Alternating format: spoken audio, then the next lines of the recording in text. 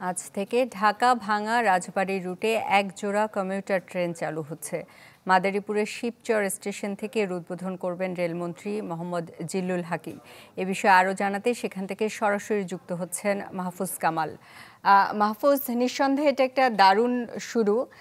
আপনার কাছে কিছু বিষয় জানতে চাচ্ছিলাম। জনগণ নিশ্চয়ই খুশি এতে, কিন্তু তারা কিভাবে এটার সুফল পাবে, দিনে বা সপ্তাহে কবে চলবে, টিকিটের মূল্য নির্ধারণ করা হয়েছে কিনা, এসব বিস্তারিত জানাবেন।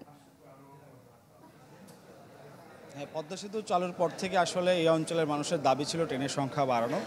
তার প্রেক্ষিতে আসলে রেলমন্ত্রী জিল্লুল হাকিম তিনি তার নিজ সংসদীয় আসনসহ ভাঙ্গা মাদারীপুর এই অঞ্চলের ট্রেনের নেটওয়ার্ক সংযুক্ত করছে ঢাকার সাথে। এরই অংশ হিসেবে আজ একজোড়া ট্রেনের উদ্বোধন হবে, কমিউটার ট্রেন।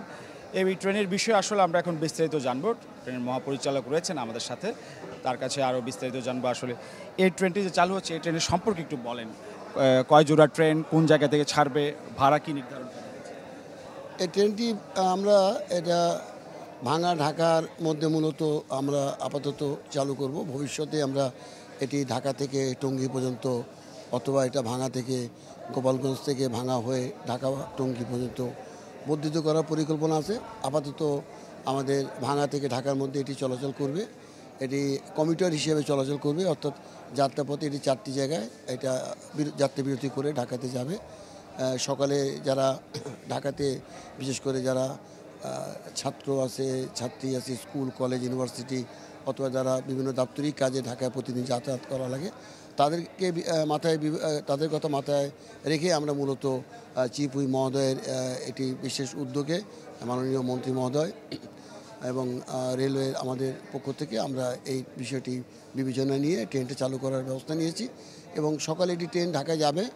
এখান থেকে 7:30 সোয়া 7টার সময় ভাঙা থেকে ছেড়ে ঢাকাতে 9টা সোয়া 9টার মধ্যে পৌঁছাবার পরে আবার এটি বিকেলে 6টার সময় এটা ঢাকা থেকে ছাড়বে, ঢাকা থেকে ভাঙা পর্যন্ত আসবে। এটি মূলত ভাঙাতে আপনারা জানেন যে এটা নতুন স্টেশন, এখানে আমাদের অবকাঠামোগত সেই সুযোগ সুবিধা বিদ্যমান না থাকাতে।